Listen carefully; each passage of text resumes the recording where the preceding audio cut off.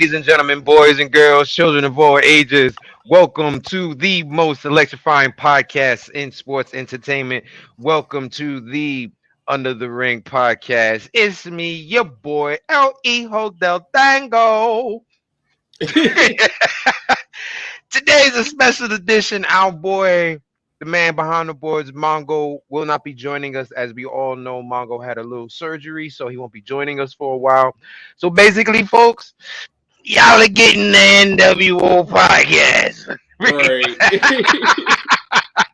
Joining me, my NWO brother, the man who led us to a championship and will be leading us once again to another championship this season. The man with Right. the man with the beer in his hand. He is Mr. Matty Reigns. What's going on, Matt? What is up, good people? We're about to head into another fantasy season starting this upcoming Monday. Shout out to Mongo. Hope you're feeling all right. I'm sure he'll be in the comments eventually. But shout out to Mongo. They had a great draft. Shout out to DX. Shout out to all the teams. Shout out to everybody that participates in that. Right. Let's run it Been a back. great boy. week. So we're gonna run it back. We're gonna try and repeat. Y'all ain't let Right. NWO grab it, so we might as well keep it now. Pretty much. It's been a crazy week of wrestling, so let's get into it. Right. Good. First off, good luck to DX and to Raw this upcoming fantasy season. You know we always talk shit to you, but you know we love you guys. It is what it is. All right, let's Right. get into some wrestling. All right, pretty much the big thing that's going on this week, as we all know, the whole AEW roster being split, so that way CM Punk can have his own show. Collision, okay? We now know that show is going to be aired on Saturdays, but drum roll, please. Why does it seem that the show might be airing without CM Punk? The whole purpose of this show was for this dude, but it might not be airing because of this dude. Why? Because he wants to bite her back. Yes, folks, Yep. part of CM Punk's condition to come back to wrestling is he wants our boy, the pit bull, the arm latcher, the Mr. McGruff, Ace Steel, to make sure Ace Steel has his job. We'll see, Reggie. We'll see. Ladies and gentlemen, Reggie is on one of the opposing teams of our fantasy season. As much as we love Reggie as being our top fan here, when it comes to fantasy season, fuck Reggie. Fuck scripts. Yeah, fuck scripts. Super fuck Right. scripts. So Fuck scripts. basically, for those of you who don't remember, Ace Steel, the whole incident that happened backstage with Kenny Omega, the Young Bucks, CM Punk, the whole fight. If you remember, there was someone named Larry and someone got bit. And we know Right. there was a dog backstage. Now, the common person would think, you hear, oh, Larry almost got hit and Ace bit Kenny. And you know there's a dog backstage, and you just think of normal things. You think, damn, Larry's a person. He almost got hit. Ace the dog bit Kenny Omega to save whoever Larry is. Wrong, Nope. folks. Larry was the dog. Ace was the person. Larry the dog almost got hit, and Ace the person bit somebody. Okay, so part of CM Punk's conditions to come back is he wanted to guarantee that Ace had a job. Now, Right. supposedly everything was okie doke and okayed and cleared until they found out someone in legal said, whoa, whoa, whoa, what the hell is he doing here? He's not allowed back into the building. Now there's all hell breaking loose, and we might get this show, which was created for this one particular person, without this one particular person. Tony Khan, you gotta look at this situation and realize just how much of a mistake it was to get this man. You have to now. Well, he's stuck with him, and I mean, yesterday Warner Brothers Discovery had their upfronts, they announced AEW Collision before AEW could even announce it. They had already made the announcement like, hey, they're getting another 2 hours of television on Saturday nights. And the logo is a clear ripoff of WCW Monday Night Nitro. You damn sure is. If I was wearing that shirt yesterday, but they decided to do all of that, I'm like, oh well, y'all lost a chance. So all of that happened, and now the rumor is supposedly what's going on, Coach? It's supposed to be supposed to be CM Punk show. This was what it's supposed to be, but CM Punk was apparently scrubbed off of everything, and no mention of him. Supposedly, he was supposed to be at the Warner Brothers Discovery upfronts, and he was supposed to be presented. He was supposed to be in the initial press release. All of that was scrubbed except for one link that literally mentions CM Punk being the star of the show. And it's such a mess right now. Apparently, just a little after 8 o'clock, there's been a new report. I just seen this on Cade's side. The report is AEW rehired Ace Steel months ago, and he's been working remotely under the understanding that once AEW Collision was announced, that he would return to the road with CM Punk. Oh my gosh. Now, yesterday when it was announced, it was supposed to be a big announcement. But right now, no one knows if CM Punk is in the company or not. No one, it's literally a big question mark. You have this whole new show announced, and the star of the supposed show is not there. This is really making a bigger mess out of something that didn't need to be a mess. Where in the world can you curse your boss out, call your coworkers a bunch of kids, fight the vice presidents of your company, and still make demands on when and how and if you want to come back? I understand CM Punk has a following. I don't think his following is that big where he can make demands like this. Because honestly, think about it. Outside of Chicago, where is he getting the pop that he gets? Most other places, when he comes to New York, he gets straight booed. He has a following kind of like Undertaker. That's what I equivalent his fans to. They both have cult-like followings, and they always have fans that'll be like, "Well, you just don't get Undertaker. You don't get him. You don't get CM Punk." Here's the thing. At least with Taker, you can throw into my face, he's been wrestling for 20 something years. Because you know what? I can go back and look and find those 20 something years. Right. I can look and go back, and when they say, someone can honestly say, at least Taker never left y'all high and dry. You know what? Every time he was supposed to fucking retire, he didn't. So you know what? You're absolutely right. He didn't leave us high and dry. Like with CM Punk, his fans, like his diehard fans, are the people that were watching him when none of us really knew who he was. Like I only know CM Punk when he got introduced to me in WWE's version of ECW. That's when I found out who CM Punk was. Yeah. I didn't know he existed in TNA. I didn't know he was in TNA. I didn't know I didn't know nothing about no Ring of Honor. He was gone. So all I know is what I seen in ECW and WWE. That's all I know of him. And the bullshit he's done after leaving WWE, like getting knocked out in UFC, and then what we're currently having happen. Like, I used to like CM Punk, but then like I was on his side initially where he was saying, "Oh, Roman Reigns is getting shoved down our throats, this, that, and the other." But then it's like to see how all of that completely did a 180 on him, and it just made him look like just a complete asshole in hindsight. I don't care about him.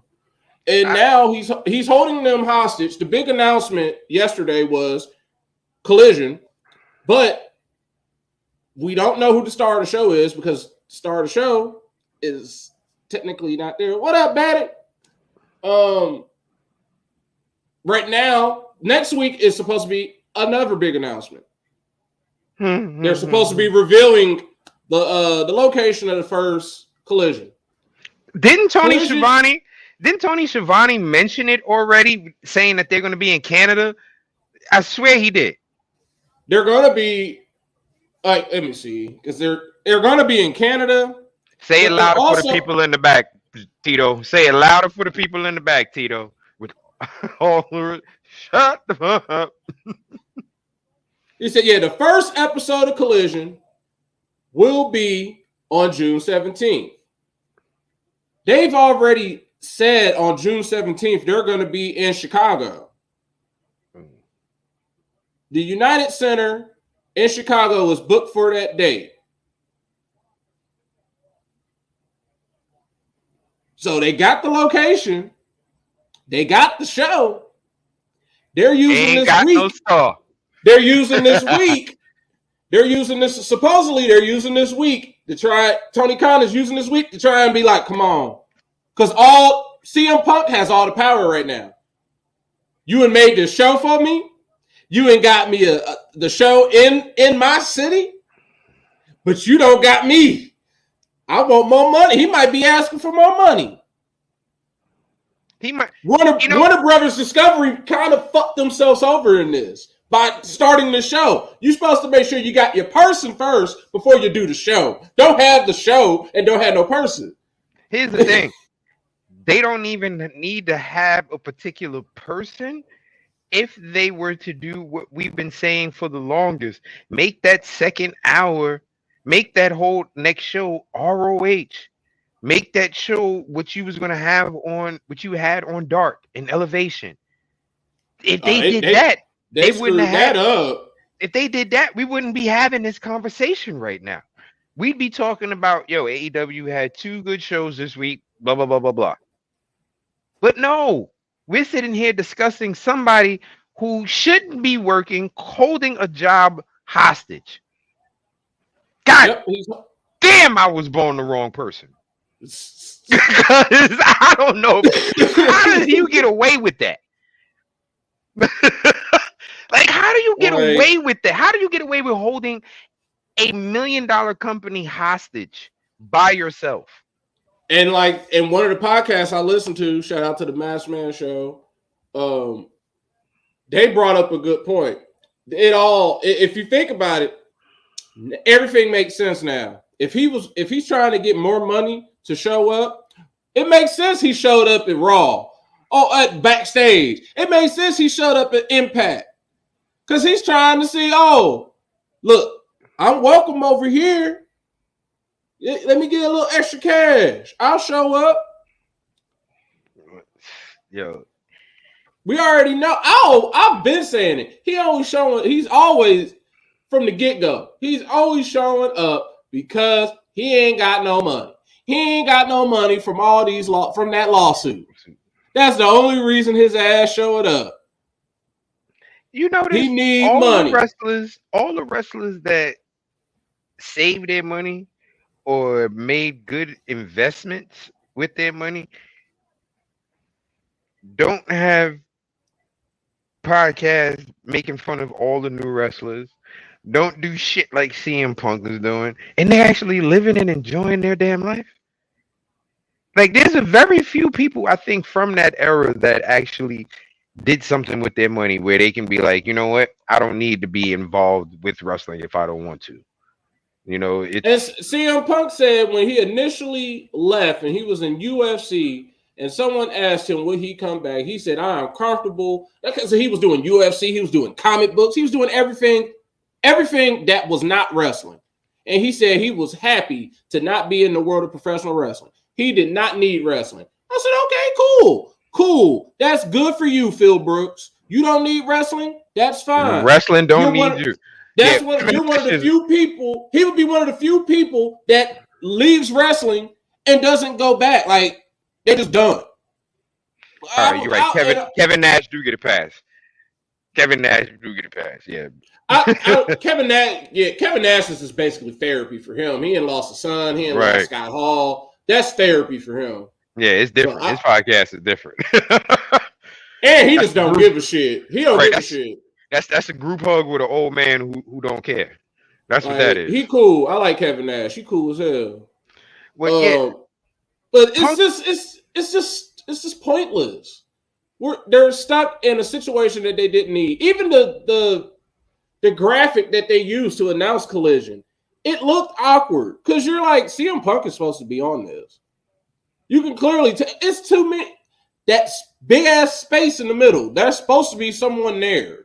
I don't even do graphic design like that, and I can clearly tell just from me making all those NWO pictures. I know there's a space in there for a person, for a centerpiece, and it's not AEW Collision. It's supposed to be CM Punk. Now he's probably going to still show up. He's going to eventually show up. He's going to be there at Wembley. I know they gotta get. He's going to be there. They're going to have 90,000 people there to see wrestling. He is going to be there.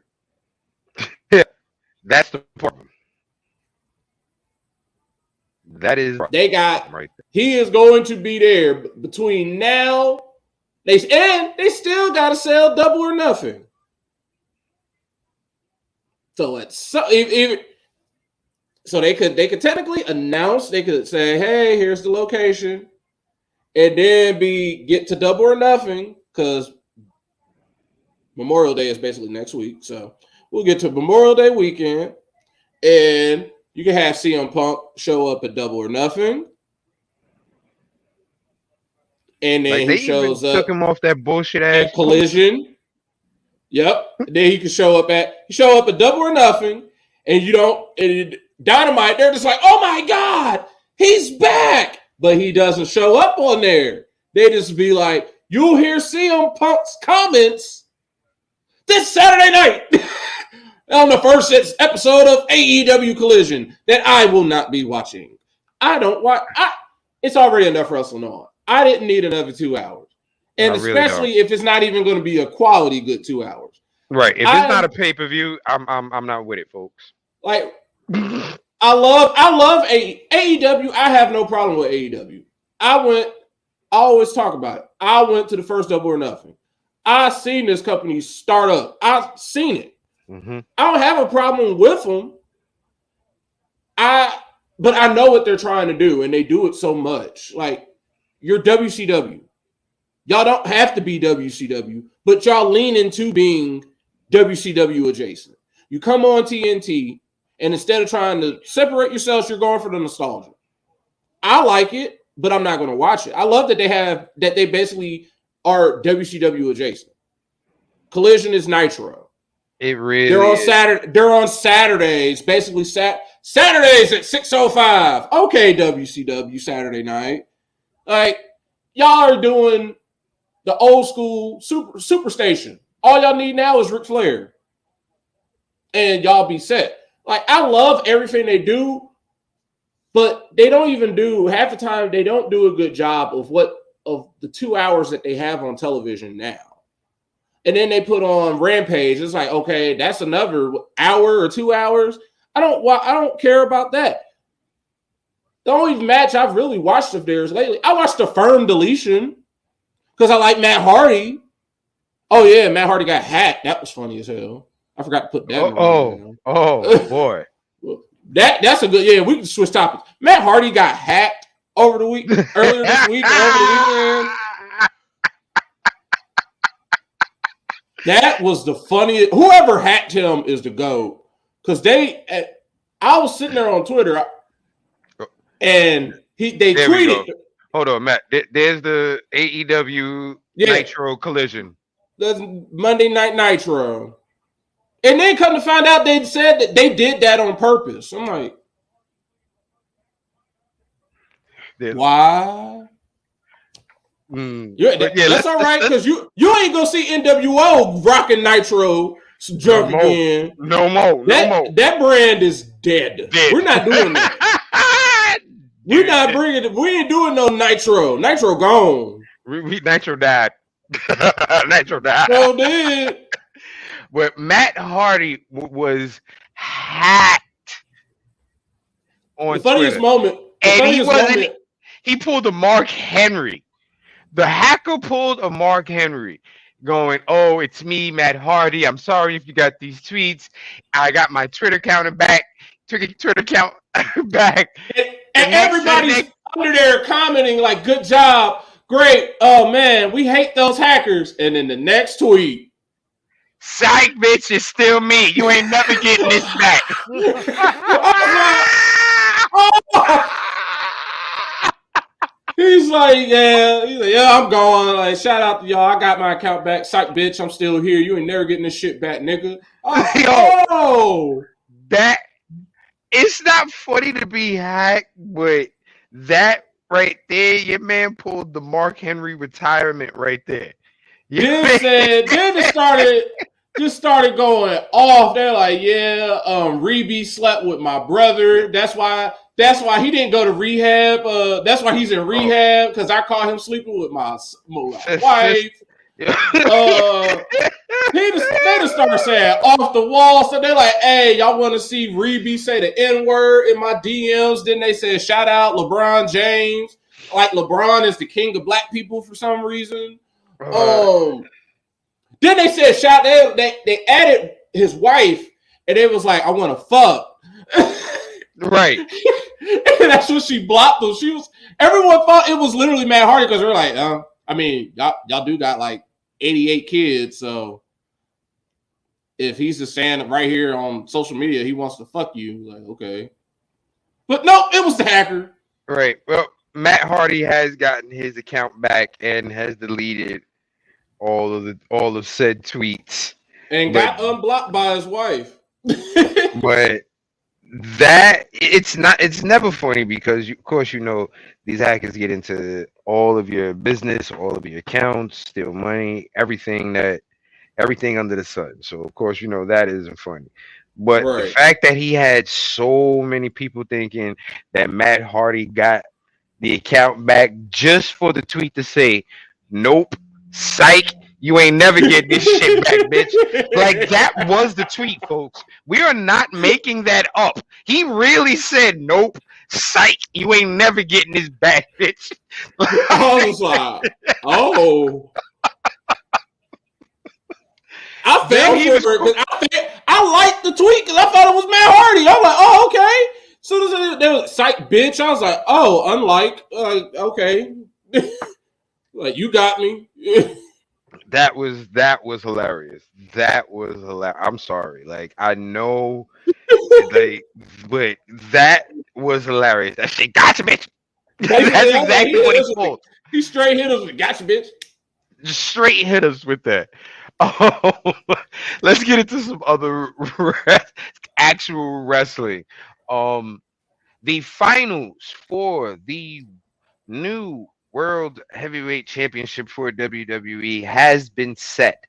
You have in one corner the phenomenal AJ Styles versus the man Seth freaking Rollins. This is going to be a good ass match. What? You read my mind. I'm gonna be honest. Seth Rollins versus AJ is the same person fighting themselves at an older version and a younger version. Yep, and I think the only time they have ever fought was like on the Super Duper Indies when Seth Rollins was still Tyler Black and he was like still trying to even like figure out himself, and AJ was AJ. Right. Like, this is legit. Remember that Will Smith movie that just came out where he played the younger version of himself hunting down the older? That's what this match legit is like. AJ being the older version of Seth. This match is gonna fucking bang, yo. It really is. This is gonna be the modern day equivalent of a match with AJ that everybody wants, but we know the other person ain't coming out of retirement because they messed it up the other time coming back to Saudi Arabia. HBK versus AJ. Everybody wanted HBK to come out of retirement, but he messed it up coming out of retirement for DX versus the Brothers of Destruction. And that boy was that match. Ball-headed skittle diddle. Boy, he was the only good person in that match. That's why he's my GOAT. That is why he is my GOAT. Out of all four of them people in the ring, he was the one person who was the best. Undertaker was ass, Kane was ass, and Triple H tore his titty. That's when the match went downhill. Pretty much. So yeah, AJ versus Seth for the World Heavyweight Championship is going to be a banger. Saudi Arabia is getting a dream match. Right. So that's literally a WrestleMania caliber match right there. It is. That's a WrestleMania. WWE, I know you have obligations to Saudi Arabia because of the contract you signed. I believe they signed like a 10-year contract with them or something like that. So I know that, but here's the thing. The funny thing about it is them 10 years is coming up real soon. Like it's ending soon. It's not that far off, like as much as we think. Right. But this match, honestly, this match is a WrestleMania match. The grandest stage of them all. Because you got to remember, WWE, there are a lot of people who boycott this show because of where it is. Who, even though they are fans of yours, don't rock with this show because of what goes on over there. Right. There are WWE wrestlers who don't rock with this show. Speaking of which, one of those wrestlers who has made it very vocal for years, he was not rocking with this show. Not only is he going to be rocking with this show, he's going to be defending the tag team title. Sami Zayn and KO are defending the tag team titles against Roman Reigns and Solo Sikoa. That's also going to be another banger. Because whether people realize this or not, Solo Sikoa has proven that he can hang with some of the top names in WWE in the ring. He can hold his own. Yeah, this is basically we're in a new season. This is why we put wrestling, our fantasy wrestling, having it start back in May, because essentially this is the beginning of a new year. For wrestling. Right. For wrestling. So 2023, 2024, this is going to be Solo's breakout. We're slowly seeing that the Uso story is being told within the bloodline, but we're seeing that what Solo is bringing to the table, because they haven't really focused on Solo since he appeared at Clash of the Castle. He's just been the muscle. Now they're letting him speak. And I'm pretty sure they saw that moment at Wale Mania where he said, y'all ready for the motherfucking street champ and all that. They're like, oh, okay, the crowd really loves him. Yeah, go ahead. So I wouldn't be shocked. Honestly, I would love to see him win he needs to win either Money in the Bank, King of the Ring. He needs to have some type of accolade. He needs an accolade. Hold on now. Let's not have him win something where we got somebody going up in there against. I mean, he gotta win. That's why I ain't mentioned I ain't say he beating Gunther. He ain't beating Gunther's ass. Matt. Let's not say nothing. We know next thing we know, it'd be a match with him and Gunther next week. So let's not say nothing. Let's keep it quiet. Gunther gonna slap a tat off of him. Joining us, folks, is our boy joining us from his new abode, the good stoner, Mr. Maker. Welcome, Adusa. Welcome. What's up, fellas? Here in the Nigga World Order podcast. You know what I'm saying? Yeah. Sitting here. AKA niggas wilding out. Yeah, we got Bud. We got Duce. We got the Lakers winning. All the LeBron, the fucking easy dunk. Yeah, I don't know.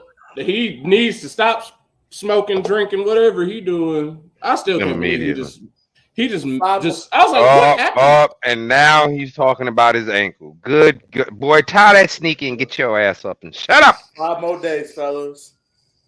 5 more days with these fried ass kids. Can't wait. 5 more days. They can't come fast enough. I'm over here dying. Like it's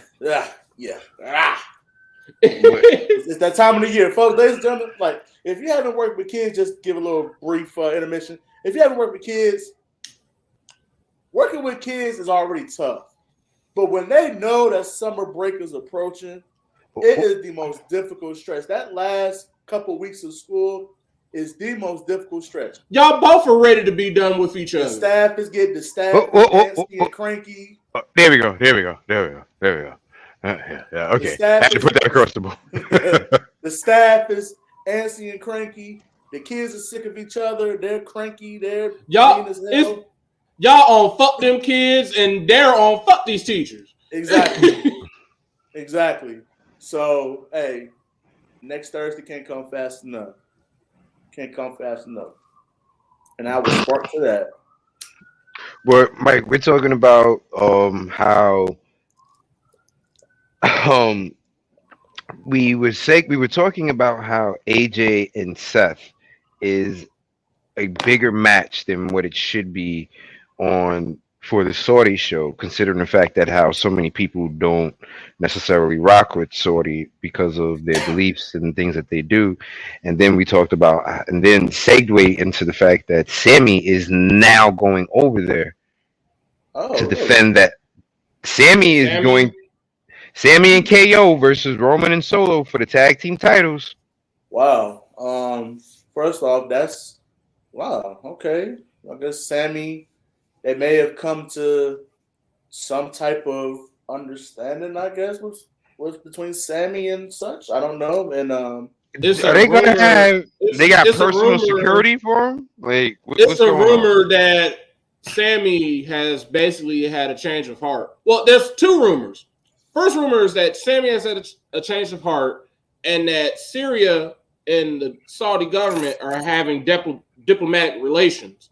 Like they're trying to work stuff out. So Sammy is doing that as part of his beliefs. He's just like, okay, since they're trying to work with Syrians, I'll show up. Another rumor is Sammy has just never he just hasn't been going because he hasn't wanted to go. And it had nothing to do with his beliefs. He just ain't been wanting to go. Him and KO. They're just like, no, we just don't want to do it this time. I'm more of Saudis are being nice to the Syrian government now, just the government being cool. So he's like, all right, since y'all being fine with them, I'll go over here and do this little quick paycheck real quick. This might be the only time he's over there. That man's life ain't in danger at that moment in time. For those of you who don't know, Sami Zayn is Syrian, and he is very much outspoken and very much in tune with what's going on with the politics over there and how things have been going on. Sammy has his own foundation, which you can donate for Syria, right? Which you can donate to if you want to. That's so like he is very much vocal on what's going on. So him going over there at the time when it was a hotbed would have been his hotbed. Right. So I'm just wondering, did they get this man some personal security guards or something? Like, I mean, usually when they all go over there, from the few times, like the pictures that I have seen, they're treated like royalty when they're over there, regardless if they're a man, woman, black, white, Syrian. They know that, oh, you're part of the talent. You're going to be taken care of. Like, he probably will have his own personal security, but he probably just won't be doing anything. He's going to wrestle, and then he's going to take his ass back. I don't trust no place. I don't even trust here. Nope. Okay. Nope. I mean, depending on who you are in WWE, you can trust them. Because remember, when certain people got held back, Brock ass was gone. Brock was gone. Roman was gone. Roman had his own plane. Like, people at the bloodline are gonna be they're gonna be separated. And Right. Well, they done kicked Sammy ass out the bloodline. Remember that. Sammy and KO, everything from the last 6 months has been bloodline related. Sammy has had a star turn. Sammy is one of the most popular people in the company. So, yeah, he's going to be treated like royalty. And that's probably another reason why he's coming over there. They don't give a damn that he's Syrian. They love that bloodline storyline that it has transcended hatred. Mm-hmm. They're like, no, fuck that. We want Sammy. They bring your ass over here so we can watch. They probably told him like, yo, they want you here. They want you over there. I don't know, but I'm just glad that if he feels safe and comfortable in doing it, then we know we're gonna get a hell of a good show, man. Because Solo, like we said, this is the year. This is the breakout year for Solo. This is legit the breakout year for Solo. I said it like last week or the week before, I can't remember, when I was saying like the subtle movements, the subtle gestures that they had him started off slowly doing just to show that he had emotions. And now they got him talking, saying shit. Solo's about to be that dude. He's about to be that dude. And as far as AJ and Seth, listen, we always harp back on this. When they made that deal with the Saudis for 10 years or whatever, they were going to get some of the biggest matches of the year over there. Like whatever the Saudi prince, whatever they want over there, that's what they're going to get. If they're going to get AJ and Seth for the title, that's what they're going to get. No questions asked. Yeah, because this went from being King of the Ring, King and Queen of the Ring, to Night of Champions in a World Heavyweight Championship final. Just that quick. That's the thing. Like, I'm sorry. You don't crown your new pretty much secondary person in charge someplace other than WrestleMania.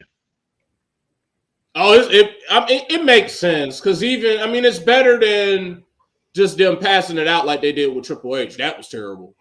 But when they had the initial brand split and they had to crown like new tag team champions, they would I think the new tag champions were crowned at like Judgment Day.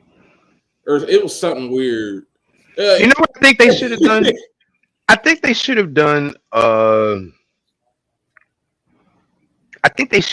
G1 style tournament for the World Heavyweight Championship. I think I like what they did with this one. I mean, don't get me wrong. I do like what they did. I think something that would have gave it a little more. Like, you know what? That's just me wanting to drag the tournament out so we can go back to WrestleMania. Right. That's just me doing that. All right, let's be honest. How many shows do they have over there? What, 2 shows a year? Basically, they have 2 shows a year. So this is the springtime one, if you want to think about it, spring, summertime one. And then they're going to have one later in the year. And then they'll probably have another one sometime in 2024. I completely agree with Stone Cold. It was right to have Cody to lose. I completely agree. I didn't think it's, to me, okay. For me, I felt there wasn't enough Cody for me to feel like he deserved that title shot. Yes, he got injured. I get it. And I get that if he was there, if he wouldn't have got that's my thing. He got injured, so he was gone for 6.5 months. Right. If he was there and he was on TV the way they planned for him to be on TV, then you know what? I don't think I would have had a problem. But because he wasn't, I don't know. You don't deserve it in my eyes. I'm sorry. I'm sorry. Y'all made the point last week. can't have Cody win your secondary title. Like, you can't have him win it. He has to win it. He has to be Universal Champion. You're gonna put a belt on him. He has to be the Universal Champion. Not only because it's the main title, and because you're sticking at AEW a little bit. Like, here, we got your boy who started the company, who helped start the company. Now he's our main champion. You don't even want to wait till SummerSlam, because what happens before SummerSlam? Money in the Bank. And you know, ain't nobody about to cash in on Roman. Ain't nobody crazy enough to cash in on Roman. That's like just trying to fight Debo. Like you just trying to fight Debo just straight up. You ain't got no brick. You just die. That's what happens. Like, I need the money in the bank better have a gun inside that briefcase. That's the only way you're gonna beat Roman. You gotta shoot him. He's at shoot him levels now. Right. That man done had a ring pulled up on him and he still won. All right. And with Cody, they did it. Even though him winning the Rumble, that was predictable. We all knew that. They did not go overboard with their predictability. They threw a roadblock in the mix. Brock. They threw the roadblock in there. Yes, he beat Brock, but still, what did they do afterwards? They had him lose in that tournament. So you don't. And he didn't get pinned. You got to think about that too. I don't even think he got pinned. He just lost because it was a triple threat match. He got murdered. He got moited. He got moited. To be honest, that's the best way. That's the best way he could have lost. That's how they're without taking the pin. That's how they're clearly protecting him. Like, people are mad that Cody's not going to win the secondary title. The story that he is telling, it would not fit the story of that title. His dad fake hell. There was no World Heavyweight Championship in WWE. It was just the WWE Championship. Exactly. So he's not winning that. He'll probably fight whoever wins the World Heavyweight Championship, AJ or Seth, and he's gonna lose the deal. Which he should. He's gonna have adversity that he didn't have in his first year because he actually tore his titty and had the real adversity. He's gotta have actual storyline of adversity. He probably would have had that. Thank you. There it is, Matt. He needs storyline adversity. He's not. From the time he returned last year, it was I need to win this title for my dad. I need to win this title for my dad. All right, you beat Seth. You beat Seth, and then you tore your titty. You was on top. All that did was destroy Seth Rollins. That's all that did. Right. It made us look at Seth like, damn, he can't win at all. He gonna win the big one. Right. That's all that did. Because if he hadn't have torn his titty, if he hadn't have torn that pec, Seth could have been able to redeem himself throughout the year. But the fact of that, every time, no matter what Seth did the rest of the year, we always thought about him losing those 3 matches to Cody. And it kind of negates the fact that Seth Rollins is the only person to beat Roman since Roman has been champion. That it's like, and then even when Cody had no adversity. His adversity, he made his adversity good. He pulled that jacket off. Oh my goodness! He fought through that match. No. See, that's the whole thing. His whole career. Be honest. No. That's folks wanting to include it. All right. Plain and simple. This storyline is about what Cody is doing now. What he's doing now. And like Matt hit it on the head. When I was arguing Mongo down about what adversary, Mongo was like, he's going through this, he's going through that, because Mongo likes to put on his Gorilla Monsoon voice. He believes in something, But you hit it on the head, man. There has been no storyline adversity for Cody to go through, for him to talk about his adversity. The adversity that they're talking about is his own personal choices. Motherfucker, you chose to leave WWE and not do Stardust. Stardust was getting your ass paid. Okay? Stardust and Dash and Cody Rhodes was getting your ass paid. You chose to leave. You made a hell of a name for yourself. You made a hell of a name for yourself. You made a hell of a name for Cody Rhodes. I'm not going to knock that and take that from you. But come on. What adversity did you really have being the son of Dusty Rhodes? It's like everything. If he hadn't have gotten hurt, he would have had something. He would have had other roadblocks. He would have had moments of looking weak. Yo, he just got big return at WrestleMania. win. And then he just kept doing that, putting on banger match after banger match, and all it did was just mess up Seth. So then it's like, all right, I'm ready for him. Because you kind of figured, okay, he's going to win this third match, and that'll be it. And now we're going to actually get to see them flesh out the American Nightmare. It didn't happen because he got hurt. So that reset him. That basically they put him in saran wrap and put him in the freezer. He got surgery, and then he came back at the Royal Rumble. We all knew he was going to win the Royal Rumble, but they decided to disrespect us and just have him come out there at number 30. Right. So it's like, oh damn, he still ain't got no adversity because he came out last. Right. You put no work in, bro. You really put no work in. Like, mind you, Undertaker won at 30 also, but he won at WrestleMania, and he's the Undertaker. Like, okay, it's Undertaker. But it's like, okay, Cody came in at 30. He didn't really have to do anything. He beat, and they put Gunther there. All right, good job, Gunther. There's your pat on the back. But Cody won. He didn't wrestle all that much, but even if he did, they were little BS matches.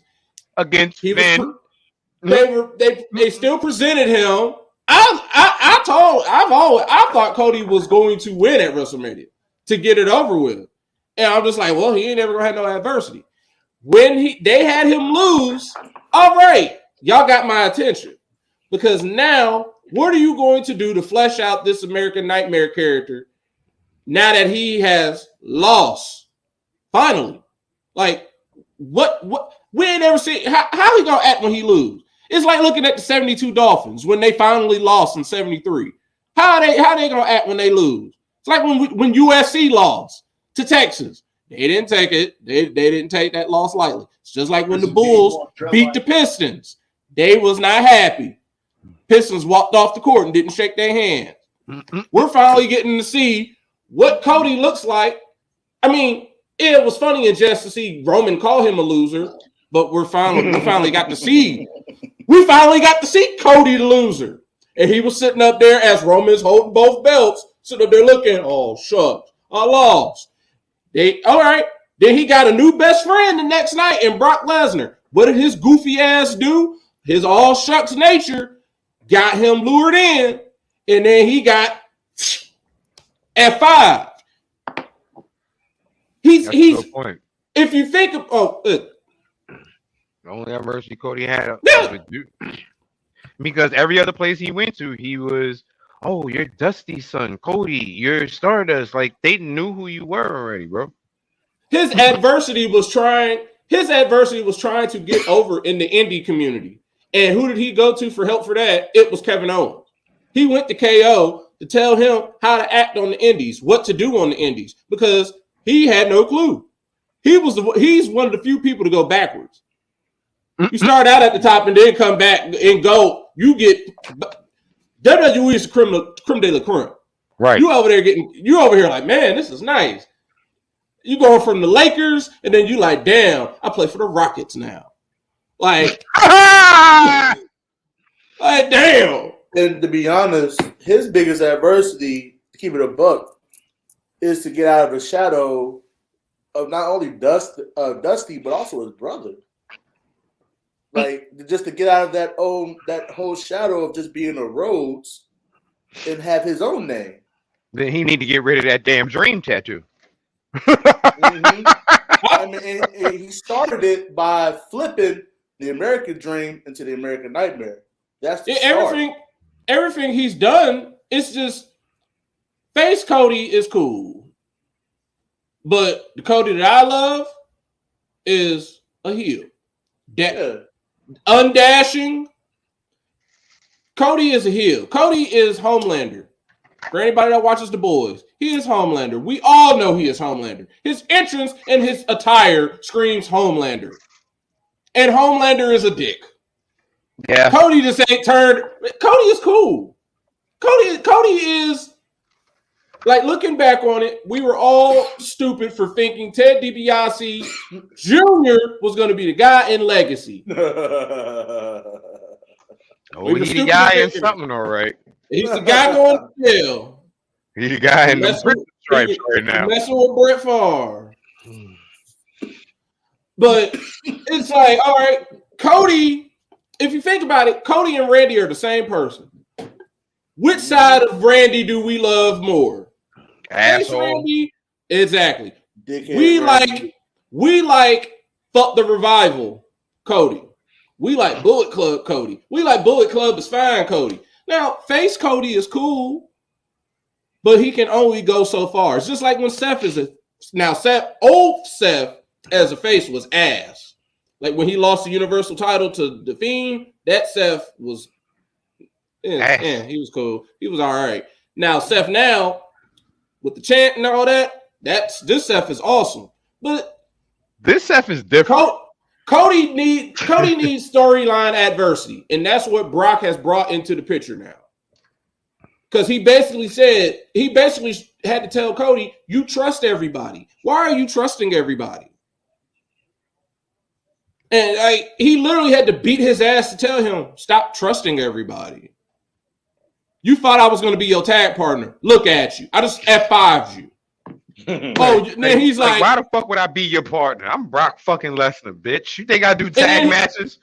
And then he's like, and then he beat him at the Backlash. But all he's saying, he was like, look what you did to my face. And he was like, it ain't even the fact. He was like, you got lucky beating me. Like, you need, nah. He was like, no, run that back and fight me instead of trying to sneak away and run away like you did. Fight me.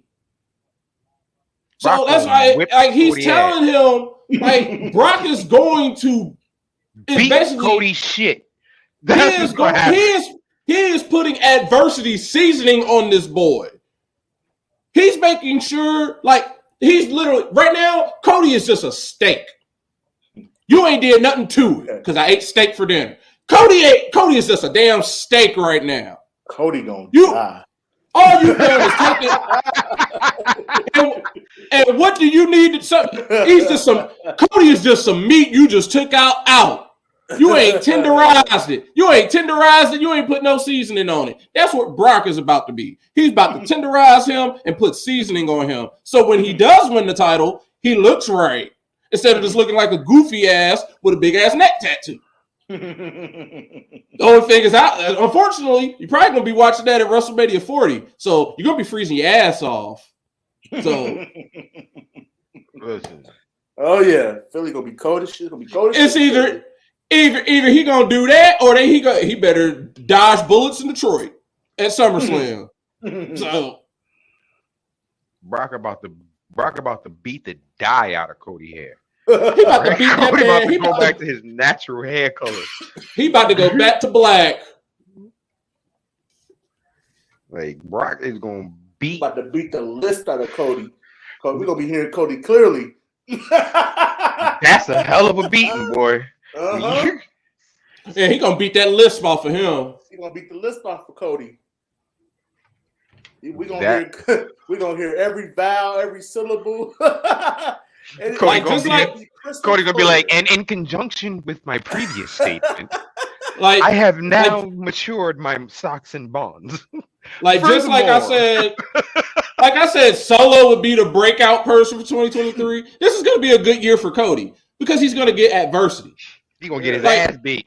He's going to get his ass beat. He's gonna start talking like Tyrion Lannister.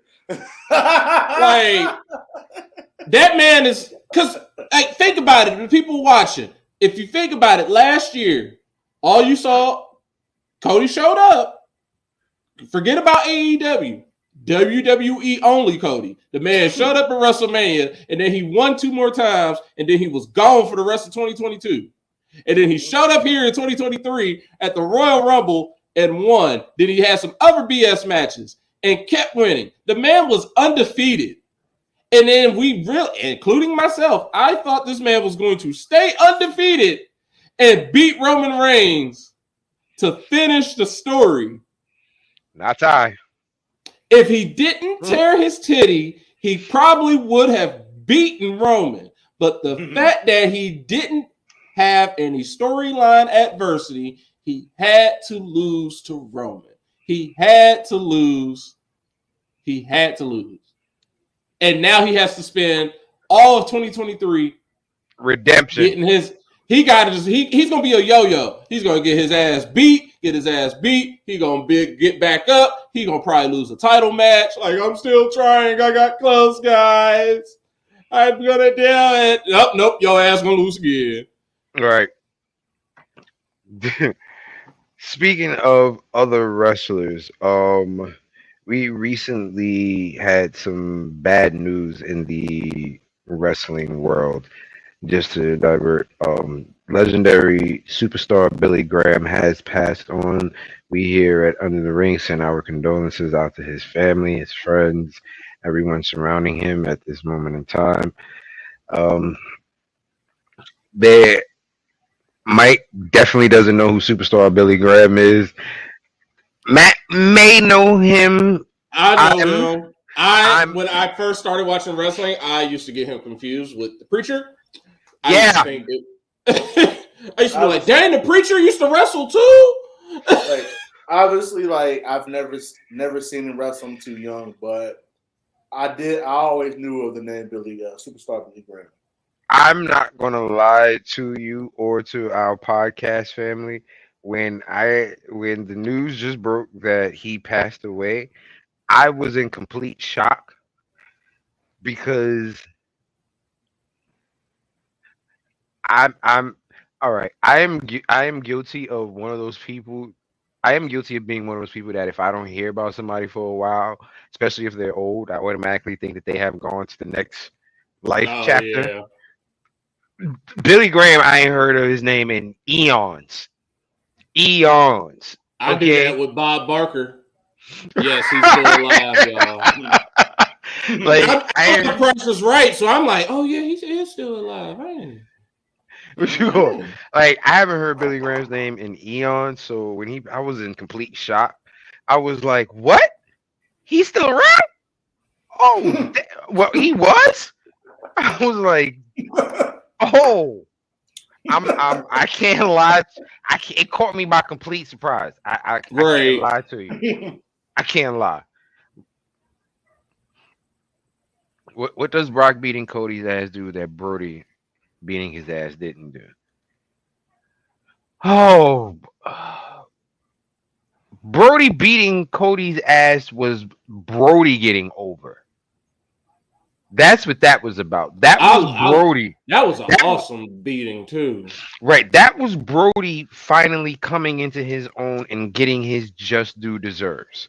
That was the last time the Dark Order could be taken seriously. Like, that was putting over the fact that he was the Thank you, Reggie. He was the leader of the Dark Order, and he was getting over the fact that, okay, the Dark Order is going to be a faction to reckon with. They might have their moments where they're a little bit funny. Right.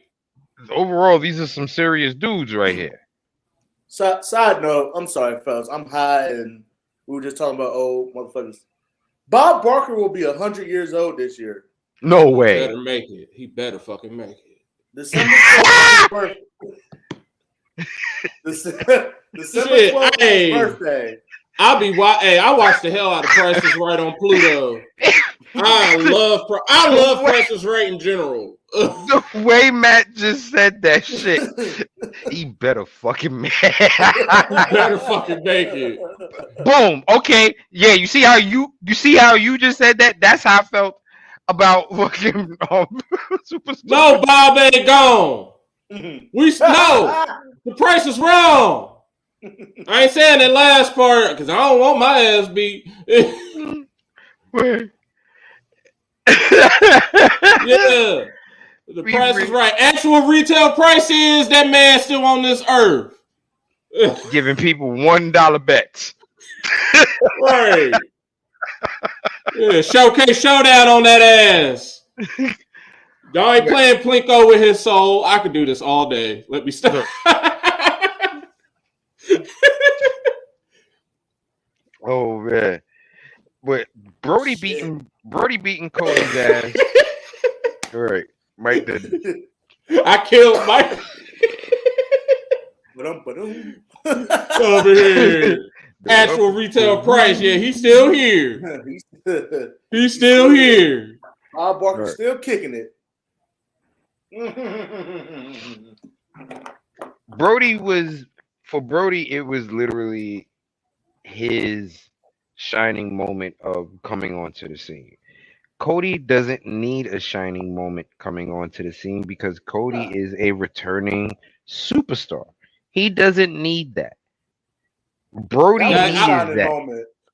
Brody needed that because Brody never had. Let's be realistic. The diehard fans love Luke Harper. Okay, overall, he was not what WWE would consider a main event type of guy, which is why they didn't give him the bigger belt and they gave him a bullshit IC title run. Right. AEW was going to give him a legit mid-card title run. You know what I mean? That start of like the way they presented him and had him come out was going to be the beginning of Brody Lee basically showing WWE that y'all fucked up. Right. Because I'm gonna come over here, I'm gonna tear it up over here, and and he probably become AEW champion eventually. Oh yeah, he was. He definitely was. Definitely was. Definitely was going to become AEW champion without a doubt.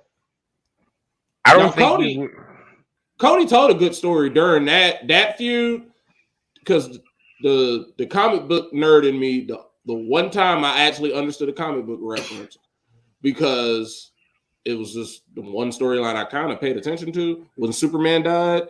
Cody got destroyed during that feud, and then he disappeared, and then he came back, and the way they had him come back, they had his logo, and it had blood all on it. And when Superman came back, it was the Superman logo with blood all on it, and he had long black hair. Cody came back in a black suit and black hair, and I was like, oh, he doing the Superman. He was basically saying he came back from the dead, and he's regular Cody. Right. That's the only time. So yes, he can be beat back into that black hair, and Brock is gonna do it. That's exactly what's gonna happen. Brock is gonna. Let's get on to some other wrestling news. There is a strong possibility. The fans and the boys back believed in Luke Harper. We knew his real potential. Pretty much. Stole his whole fucking style, yo. But there is news that one of all of our favorite wrestlers who was having one of the greatest fun runs of his career might actually have to hang it up. RKO, Randy Orton, his career might be done. Doctors are telling Orton that he should retire. Yeah, his dad was on a show or an interview, and he's saying that the doctors have basically told him that Randy needs to stop. All this is as a result of him doing the RKO. Right, because his back is that jacked up. Right, because of course, if anybody has watched him do the RKO, Randy lays out for that RKO, Right. and and the reason he lays out the way he does for that RKO, whether people notice it and know it or not, is to actually protect the person that he's doing it to. Because when he lays out like that, the brunt of the fall comes on him instead of that person's actual neck. You know what I mean? It gives them a chance to Mm-hmm. actually balance themselves out so everybody can hit the floor and the mat evenly without anyone having more strain than the other and hurting their neck. So that's part of the reason why he lays out that way. So, and plus, it looks cool as hell with the dramatic effect the way he does it too. Let's be real. Right. It looks cool as hell, but he lands directly on his back, and his back is done. His back is cooked, supposedly. Now, his dad said that Randy, it wouldn't shock him if Randy didn't listen to him and still tried to come back. Randy's back is hurt, but he wants to keep going because he has love for it. But the doctors pretty much are like, shit went bad real quick. Right. okay, that's pretty much what they telling him with his back. So, and it sucks because he was having a lot of fun this run with Riddle, and I think him being with Riddle is what kept Riddle out of trouble. I feel like the new Randy was keeping Riddle on a pretty decent path, and you see what happened once he got hurt. We got Mustache Riddle. Mm-hmm. We got Snowfall. Okay, that's what we got. So, and if he is done, I hope he gets some type of job backstage where he can still be involved, though, because that is definitely somebody who I can see having an impact on the younger wrestlers now. Oh yeah, for sure. It just makes me realize, I'm even though I started watching wrestling like 98, 99 during the Attitude Era, the Ruthless Aggression Era is really for a lot of folks. If you started watching during that time, those are the people you know. Like we know, like we love The Rock and Stone Cold, but we saw them at their height. Ruthless Aggression, you saw these people when they were nobodies, and they became someone. And if you're Kenny's age, you've seen the beginning of companies and the end of companies. And right. Like our people from the Ruthless Aggression Era are cooked. They're finished. Even just recently, earlier this week, someone was interviewing John Cena, and he basically said, "I miss it. I love it, but I'm done ski." He said, "My body can't handle that anymore." And right. he's that man is training for Hollywood. That's a different type of training. And someone said, it's crazy to think about it that his body is in worse shape from fake fighting, that he is quitting that to go fake fight.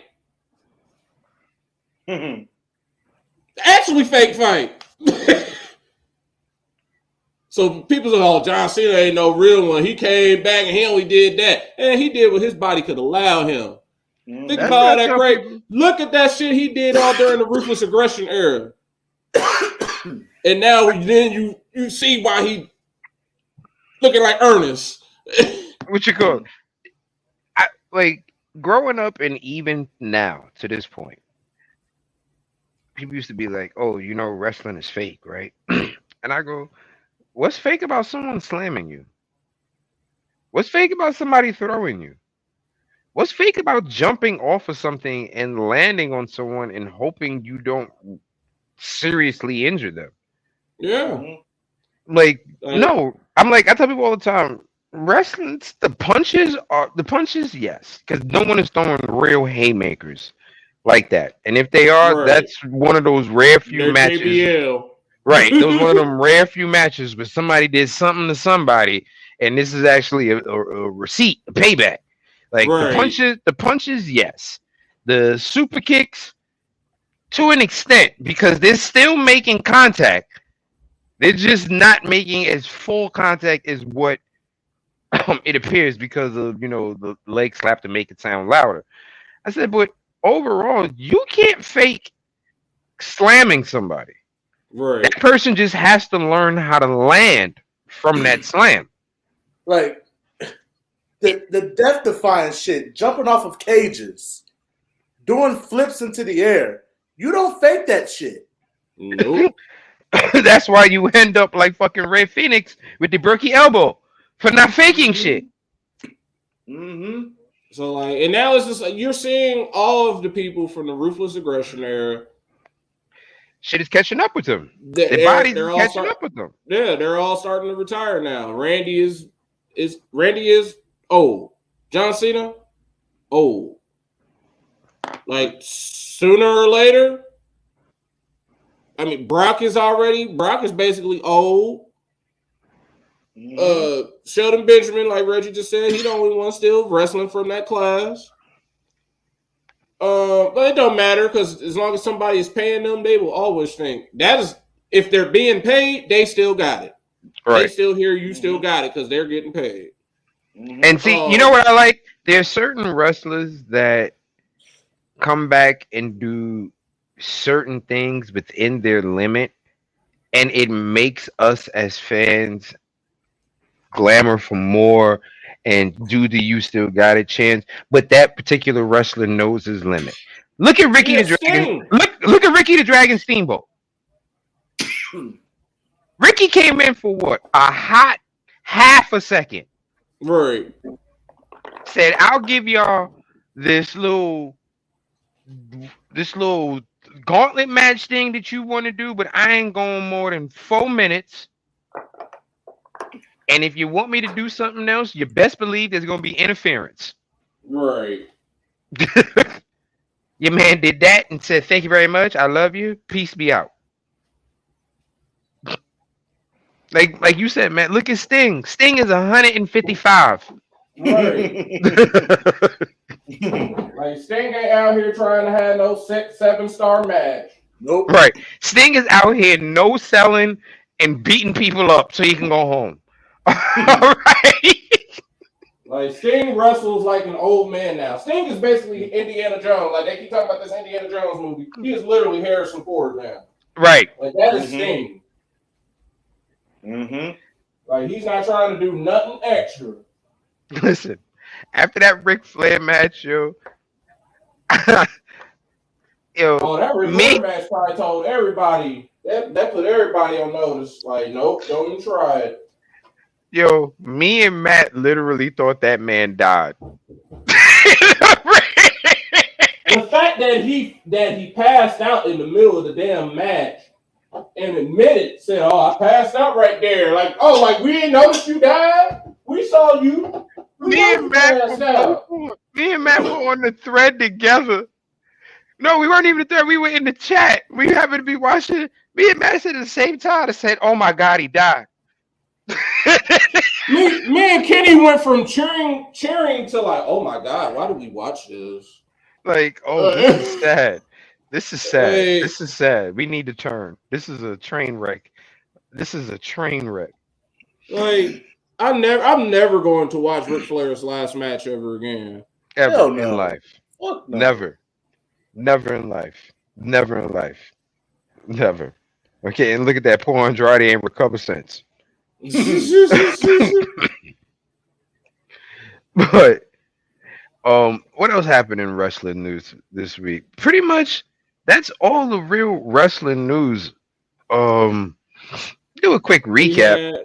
We had recap SmackDown. Well, basically heading into Night of Champions is next week. We're gonna have Bianca versus Asuka again. Asuka popped up and hit her with the Miz.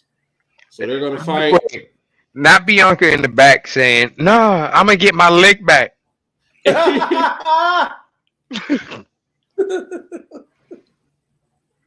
we With had that mist all happen. on her face. Nah, I'm gonna get my lick back. Nah. I'm like, nah, they done took it too far. They done.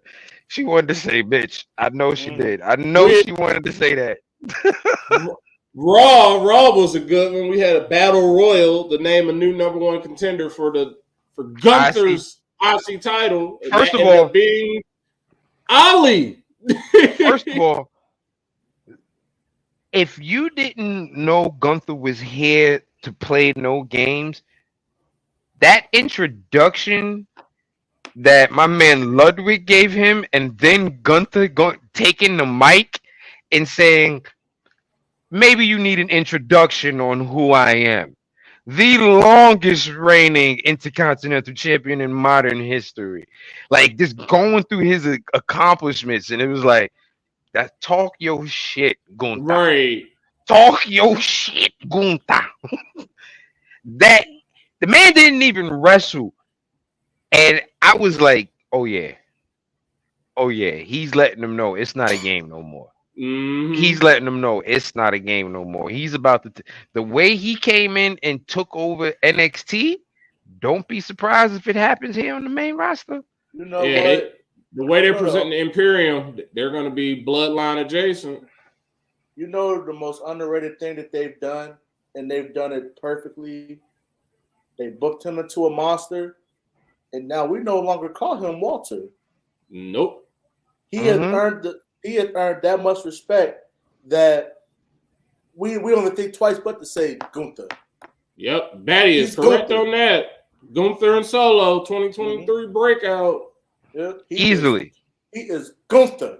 We don't even say, oh, I'm not calling him Gunther. He's Walter. No, he is Gunther. Gunther. He is Gunther. The Ring General. The Ring General. Gunther.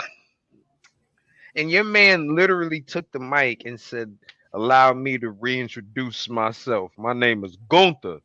Your man really hit them with that. And that promo was fire. I mean, he's doing what he should do. He's doing what Austin Theory wasn't doing. There is no world champion. You're the mid card champion. Absolutely correct. You are absolutely correct on that. You're damn Shorty, right. That over. I've been said she got all the entrances. The way that she did a new one this past Monday when she was introducing Chelsea Green. She said Chelsea Green. She did the little Valley Girl voice. So yeah, she is. Samantha Irvin is doing her thing. She's the best. She's the best one they have. She puts.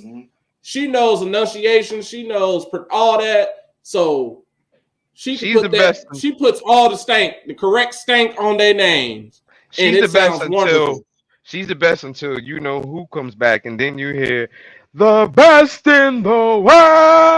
Oh yeah. That's gonna be top. That's gonna my dude Greg Hamilton.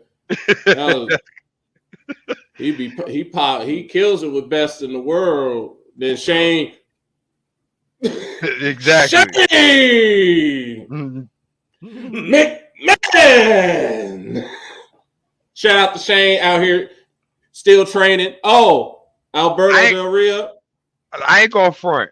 That out, my man. What you call it? I forgot his name, but yeah, that Alberto Del Rio one used to be a good. Alberto Del Rio.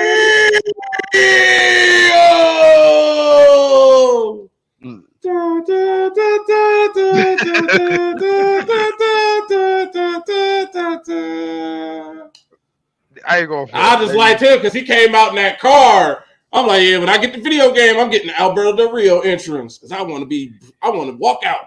I want to come out with the Maybach. Right, I want to come out in the Maybach. I remember when he ran over Santa Claus. That was funny. Yeah. He ran over Santa Claus. That's when they was trying to do face. They was trying to do face Alberto Del Rio. What you call it? NXT, Braun did the bullshit and showed up to a black man's barbershop. Mm-hmm. You don't. He should have got shot. He should have got shot. I don't even know how HBK didn't have him get shot. NXT, they didn't have Braun show up to a brother barbershop and talk shit. Mm-hmm. You don't fuck with a brother's barber. And had them black people in there scared of him. Like, it's more of y'all than him. Had him shook. I mean, he was sitting in there like, if somebody come in your establishment in a extra medium wife beater, knowing he should have had on a damn of double XL large, and he's the same color as a Spalding basketball, and his eyes is cocked like a 22. And he tell you his last name is Steiner.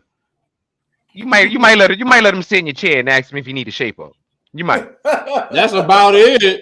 So as he start talking that shit, that's when you pull out the Glock, in the words of Arn Anderson. I mean, he came in talking about who's next in the chair. You motherfucker, sit down. What you need?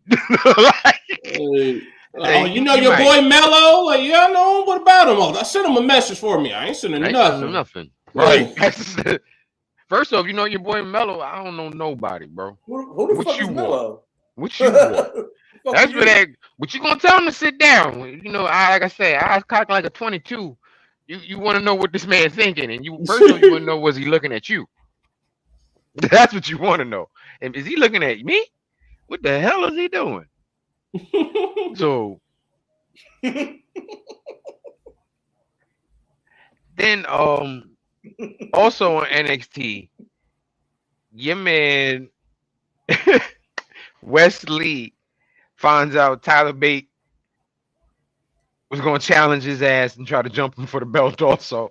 So we ain't see that coming. Like, we knew. I've been saying, Bate gonna get him a title shot eventually. Where's the only person over here? He just shocked that people want to beat his ass. Like, yes, you have a belt. Right, like everybody want to fight you, fool. Like, what's wrong with you, fool? Everybody wants a piece, brother. Like, don't think this is it. Like, no. Yeah, we cool. I ain't gonna let him jump you, but I want a shot. Right. I'm gonna tell you that right now. I want a shot. And that's pretty much what Wes did. Now, here's the thing.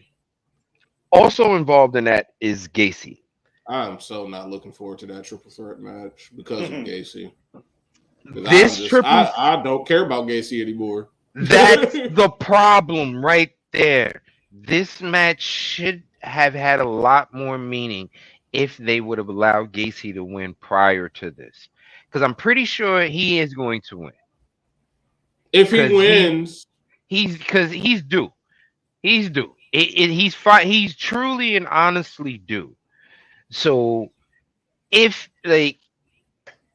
he can definitely win and then nothing now because the time has passed. And that's the thing I hate. That's the thing I hate about his character because every time he challenges for a title, he never earns a title shot. He just randomly challenges. And then he talks his shit. He plays mind games. And you get hyped thinking he's going to win. And then he just absolutely gets destroyed. But that's the part that pisses me off. And now he's doing the same exact thing. Only thing that's changed with him is he has the Rock's daughter. And he has those little cool sunglasses. If he wins, it's not going to do anything for him because your tag team is in limbo. They want to leave. They're just losing. So even if you have the North American Championship, it's not going to parlay the schism. It's not going to parlay the dyad getting those tag titles because the tag titles are too busy being wanted by the Creed brothers, who only snuck in because Tony D'Angelo got questioned by the feds. Yeah. So it's like y'all not. So Gacy wins. Whoopee. If Bate wins, it's like okay. If Wes wins, okay. Again? Right. It's not even that we hate Wes. It's not even that we hate Wes. It's like, okay, he won again. Eventually, he got to lose. They have NXT had. I'm about to say something I thought I would never say.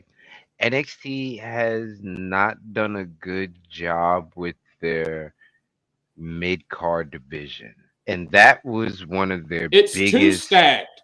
It's too That, stacked. but think about it. It was too stacked when it came out, when it was introduced.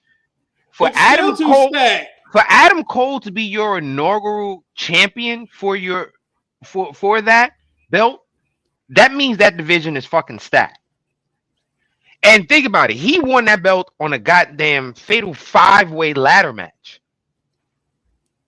And the bad part now is their mid card is so stacked that's why they've introduced the Heritage Cup. That's the mid card of the mid card. That's the TV title basically now.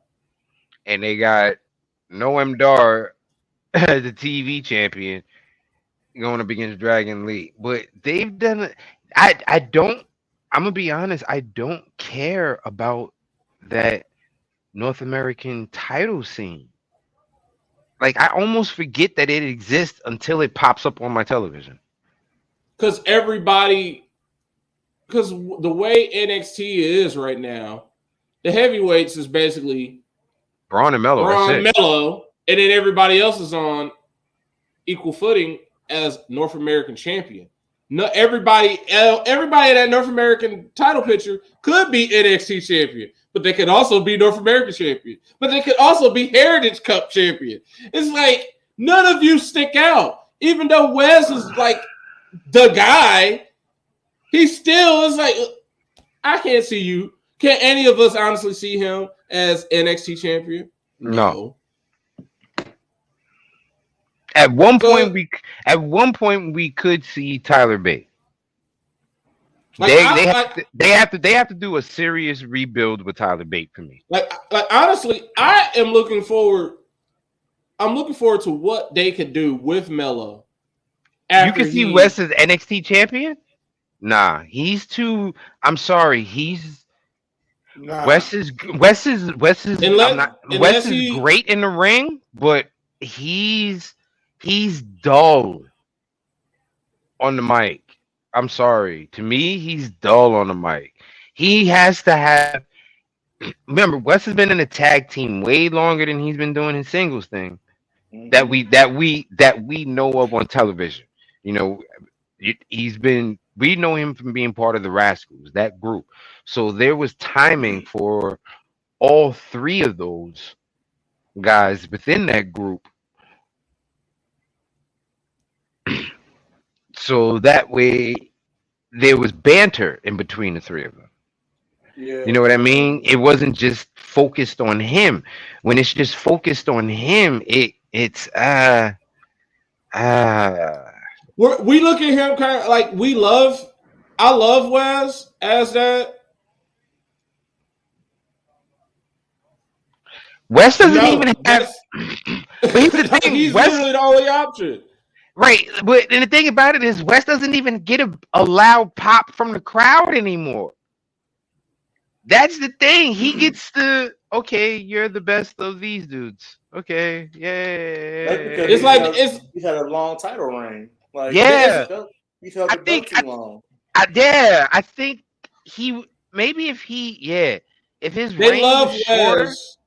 They love Wes because they know they're about to see all the flips and everything, and ain't nothing wrong with that. They love Wes, but it's almost as if everybody could clearly see that it was Braun and it's basically like he after Braun and Mello, Wes is going to be the second. He's going to be the loudest singles wrestler after them because the women are all on equal footing.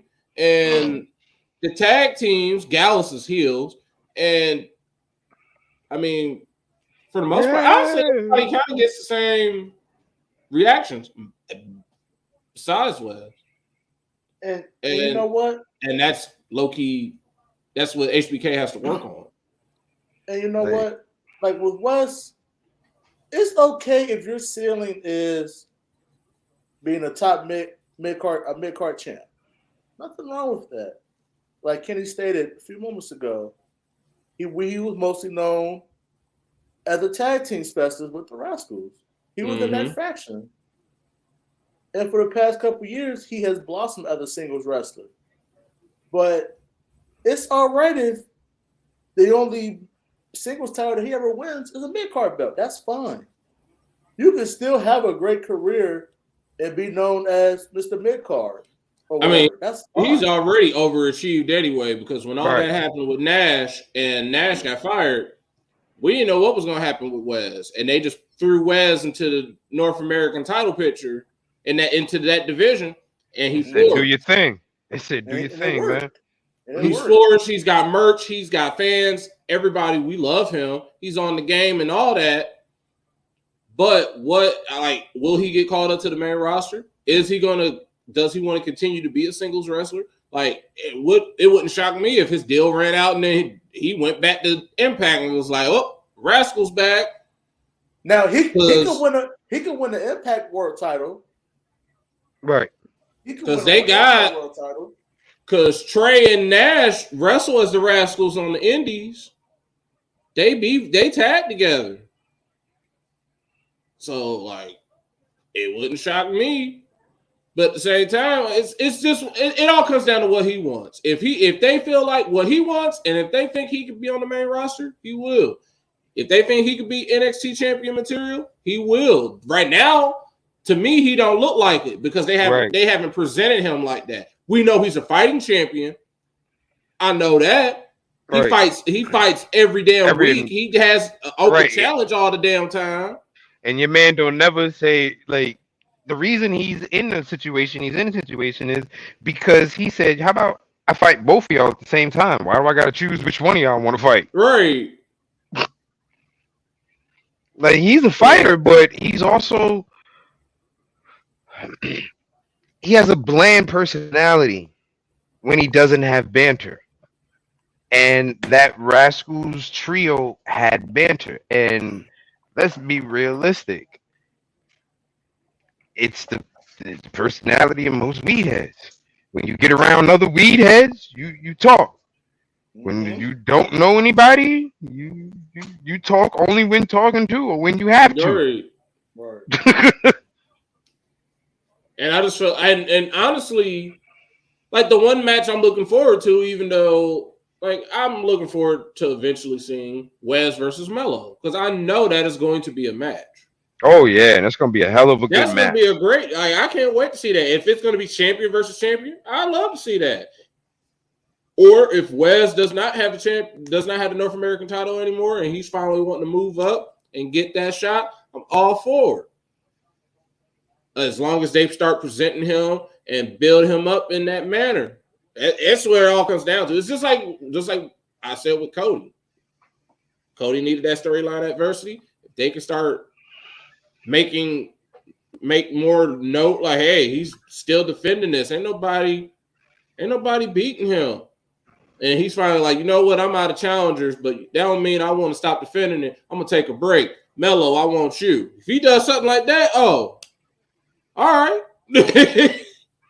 Yeah, that's the thing. We got to get more out of Wes. He's just cool at where he's at. He's just fine defending the North American Championship. It's not like, I don't think he's even said anything about being NXT champion. So when he does say something about wanting to be NXT champion, it's like, oh, so you do notice there's another title here. Oh, okay. So you do want that promotion. Right. That's kind of what it's like. It's like that dude that's in like middle management that everybody knows kind of could be really good, but he's like just coasting. Mm-hmm. That he's coasting, so it's like when you coast, you get lost in the shuffle. Right. And even as a champ, he gets lost in the shuffle. That's the sad part. Like, you got to stand out to me. You got to stand out. Like, mm-hmm. and as a champ, he does it. So hopefully they can do something to turn that around. You got SmackDown coming up this Friday, but yesterday, AEW. AEW had too much bullshit going on. It was a lot. this whole four pillars thing. I understand the match. I get where it's coming from. I just don't care. And I don't like the fact that you know what? No, let me not say this. I can clearly see what they're trying to do. They're Right. definitely trying to reset Sammy. With him having this, I have respect for you, and this and this and that, and Darby Allin, Jungle Boy, and Sammy all having a mutual respect for each other, but hating MJF. They're really trying to reset Sammy after all that shit where everybody went into a serious "I hate Sammy" mode, where it looked like he's about to get jumped in real life on the outside. Like, so they're trying to reset Sammy, and I, I don't buy it. I don't buy it. It's just not hitting. This is their first Double or Nothing without Cody. It's not like Cody. It's clear that they're Cody not being there, and then with all the BS with CM Punk, it's clear. It sucks that when the story that you want to be your main story is nowhere near your main story. We don't care about this. We're more concerned about what the fuck is going on with CM Punk. We're more concerned about everything else that is going on behind the scenes. That we don't care about this story. We don't care about MJF in this Four Pillars match. We really don't. We're actually more vested. We're actually more vested in the fact that Hangman joined back with the Elite. That your mid card, all your others. That story is that and the Elite reuniting.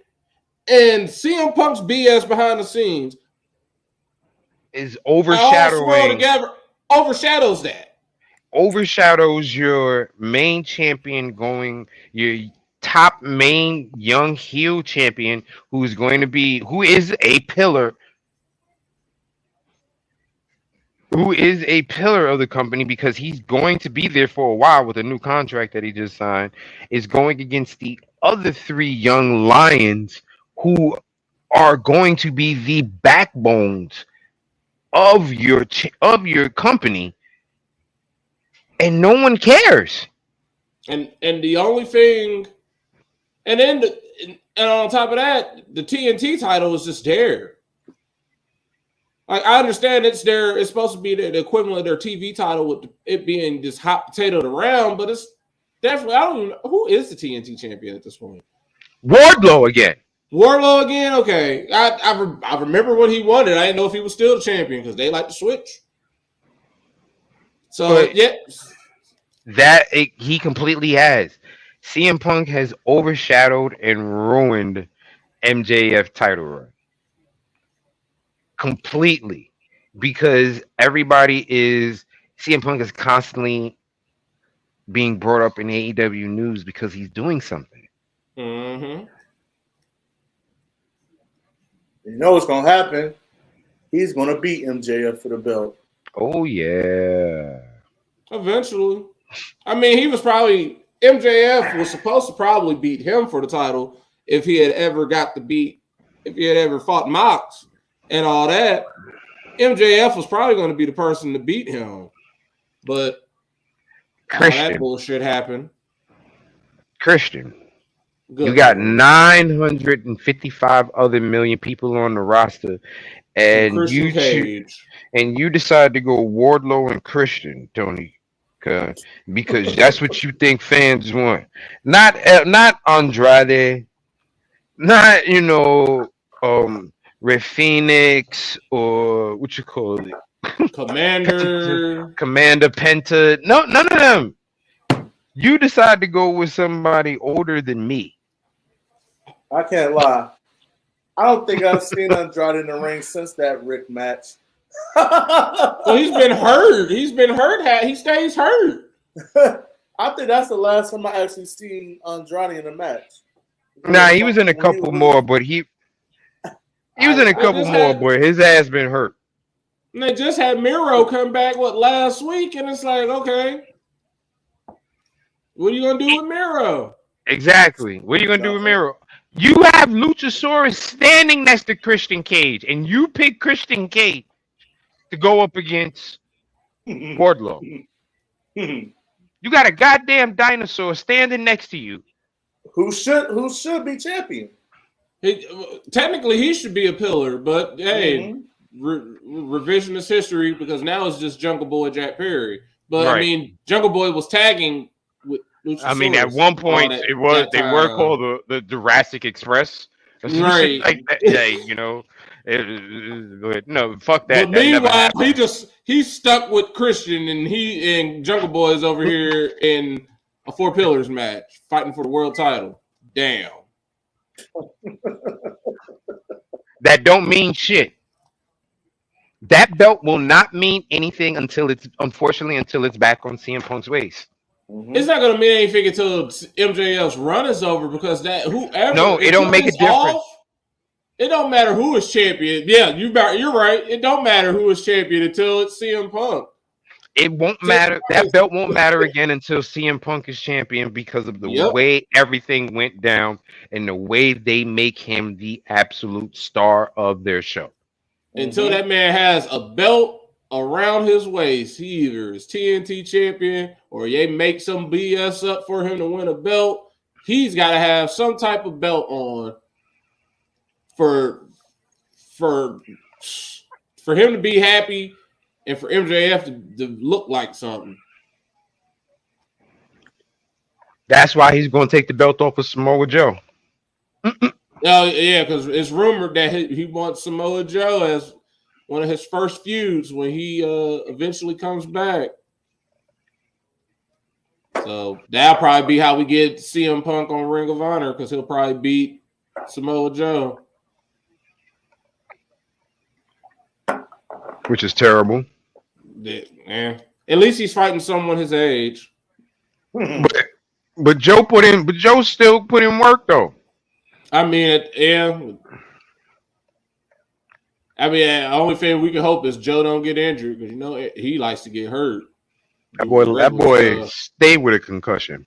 Okay, that boy stayed with a concussion. And knowing CM Punk would be like, I ain't wrestled in a while and do something, mess him up. Be like, oh great, now you in broke Joe. And break himself in the process. Right. Break Joe and himself, and then the belt be held hostage in a damn hospital bed. Right. That is sad. That is so sad. The part that's making me so sad is the fact that this company has so much talent, but everything that it does is revolving around one person because he has made such a fuckery of everything that nothing can move properly. It cracks me up with this company because as much money as they have, and for them to say that to come out and say, "Oh, we're not gonna be like WCW." Y'all are straight up WCW right now. You have, and instead of the inmates running the asylum, you have one inmate who has the keys and he has the ear of the warden. And he is holding the jail hostage. Yep. He's supposed to be one of the inmates, and he's like, nope, fuck that. I'm the leader because I got the warden's ear. Jade has had more matches in AEW than MJF. I believe it. She's the TV title champion, basically, brother. Yeah, she's the women's TV title champion. MJF is more of he does promos and then he disappeared for that time. But because she has that TBS title and they're going to keep talking about her streak, she's going to keep having more matches than MJF. Right. And then she's now on with a him Goldberg level streak. Right. And now that he's world champion, you know he's not defending and fighting like that all the time because He's world gonna come out champs. and talk, come out and talk, come out and talk, and then have a BS match, and then have his title defense, win on some fuckery, and then come out and talk, and get beat up during a segment. Because that's all they do. If you've watched old school WCW, that you know AEW. The champion comes out, he gives a speech. Cody did it all the time when he was there. Here comes the TNT champion, Cody Rhodes. And he just comes out there and talks. He don't Correct. even fight. That's they love to do that. They love to do the Southern old school 1980s NWA WCW wrestling.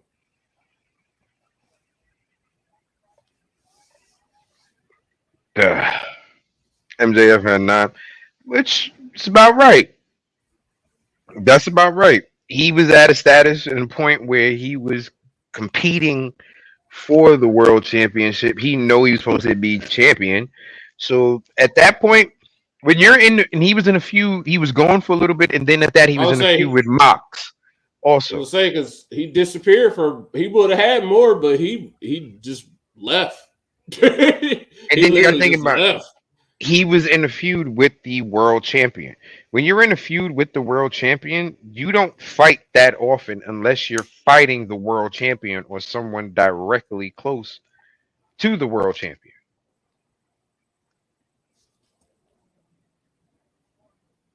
So MJF is about right. I mean, that's what happens also when you're a champion. You don't fight often, which is why I get mad when people say, "Oh, Roman's holding the belt hostage. You barely see him." The That's the world same thing champion Brock supposed did. the world champion ain't supposed to fight all the fucking time, folks. Exactly. Like when Brock was world, that was the whole thing. When Brock came back and won the title, and people was like, "Oh, Brock's gonna be on a limited schedule." And I Denver remember some came people back. was mad about it, and I said I like it because just like in boxing, in boxing the world champion does not fight all the time. Definitely doesn't. So it made Brock Mm-mm-mm. seem like a legitimate fighter. Like I'll fight when I'm ready to fight. Or he's like, I'll fight when I'm ready.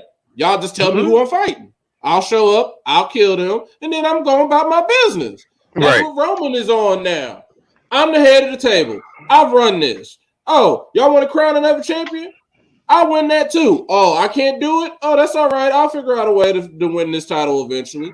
But Like I got these you, 2 titles. like you gotta think about it. Floyd was not having fucking 20 fucking fights a year. Okay. At the top of his game, when he was shit, and him being shit, he was not having 20 fights a year. He wasn't doing that. Right. 2, 3 max. Come on, folks. Like you said, it's just like a professional boxer. It's not going to be an all the time thing. Right. Yeah, he's gonna pick his dates when he wants to wrestle. He's gonna this is the summer tour, so that's leading up to SummerSlam. So he's going on the SummerSlam tour. That's just him saying, I'm gonna be here, I'm doing all this, I'm gonna do SummerSlam. You know what's gonna happen at the SummerSlam? You ain't gonna see me until Survivor Series, bitches. Right, he about to be gone. It's just like with John Cena. John Cena came back. I got to see John Cena here in Louisville. And so the SummerSlam was over. He lost to Nashville. He was gone. We didn't see him no more. With your main title, you need to have that big fight feel. Mm-hmm. That's the most important thing about being the world champion. When you get in the ring, it is always a big fight feel. Mm-hmm. Especially when the belt is on the line. Mm-hmm. You don't want to, and I mean, in the past, AEW has done a great job of having dynamites that feel like pay-per-views. Oh, yeah, they do that all the time with all their themed ones. But you don't want to waste too many of your title matches, especially your main title, on shows like that. You want to say those for your double or nothings. You want to say those for what is it? Not double or nothing, but Full Gear. Yeah. Full Gear. All out, all in. out. Yeah, you want to save it for those pay-per-views. Like you only have what 3 or 4 a year. Like You want to save it that's all out. They run a WCW. They run the WCW schedule before they start having monthly pay-per-views. They just have Starrcade, Great American Bash. That's why you have Full Gear, All In, Double or Nothing, and then what? Revolution. Those 4 pay-per-views. Revolution. And then after that, everything else is it's Dynamite, Battle of the Belts. Everything else is a winter is coming in the middle of June. Right. Winter is coming. Beach Wave, all them other little Beach Wave in October. Beach Wave in October from Cincinnati. Like those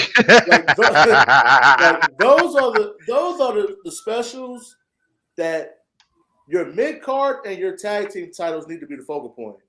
Yeah. You leave your main title out of that. Prepare that for the big 4 pay-per-views.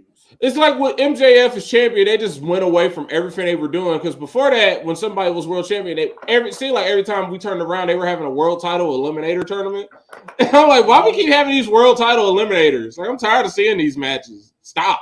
Now they've stopped them all together. Because when you had a face as a champion, everybody, you will have all the tournaments in the world to determine somebody who's going to fight them, just so you can have a face versus face world title match that could be a hard hitter match, but the person, the other baby face that's not champion ends up losing, but they look great. You know what they need to do with those? You know what they need to do with those tournaments? Have those tournaments for your mid card. Yes, sir. For your mid card, you need to have a workhorse champion. They need to, on top of that, they need to make that Owen Hart tournament mean something besides just winning a belt with his face on it. Let them get a title shot or something as a result of that, because it's kind of pointless. Like, yeah, we're honoring his memory, but they got to AEW. Y'all need to can't just have achievements. Something got to come with those achievements. Right. Y'all got it. Like winning that ring is pointless in my opinion. Every time it comes around, MJF ends up winning it. Like, somebody else got to win that ring. It makes the ring pointless. The Diamond Dynamite ring, it's ass. Especially if one person keeps getting it. Exactly. And all he does is use it as a weapon. Like, somebody else could do that. MJF don't need no more heel tactics. Like, he done did it all, my brother. Like, you done cheated every which way possible. Like, enough. Like, if he's rich, why are you walking around with that ring? You rich. Like, you should have y'all already got a ring to hit somebody upside the head with. Why you need the Dynamite Diamond ring? Oh, he broke ass. MJF broke, y'all. Well, boys, anything else you think we need to cover, or we covered enough? We covered enough. Lakers about to blow this game. Big time. That's why I turned back to New Japan. Don't want to see it. Don't want to see it happen. Don't want to see it happen. Thank God we drafted, because now I can get back to watching wrestling on a consistent basis. I ain't gonna lie. After Mania, I said I am taking a nice lengthy break from wrestling. I just been watching it, but I ain't had to. I just been watching, just like da da da. Like, this is. I said I ain't had to keep score for nothing. Right, that's what I just been. I ain't had to keep score. Yep. I ain't had to do nothing. So.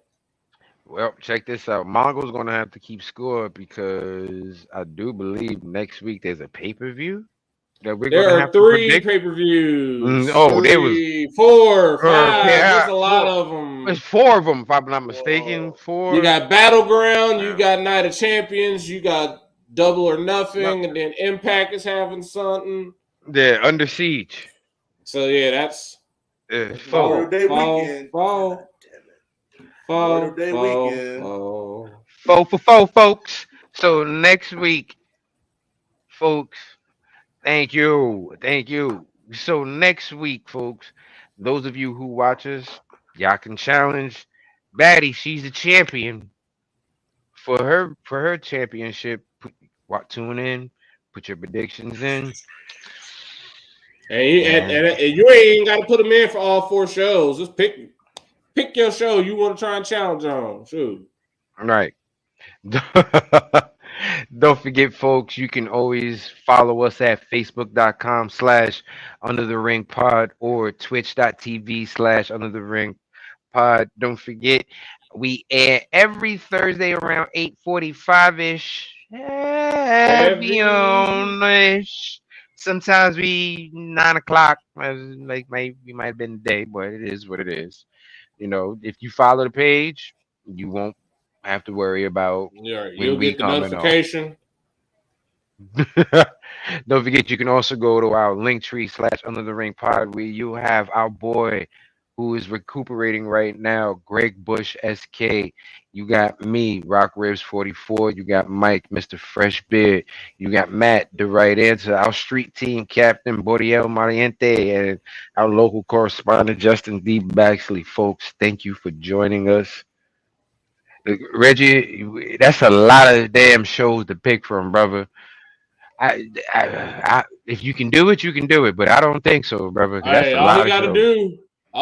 do, Just pick the shoot. last show correct. That's all you Right, got to pick do. the last show. You can go 0 for 3. Just win that last one. Win that last one. That's all you got to do, and you the champ. Thank you for joining us, folks. We'll see you next week when we got a lot of shit to predict. Frank Thomas. Bitch.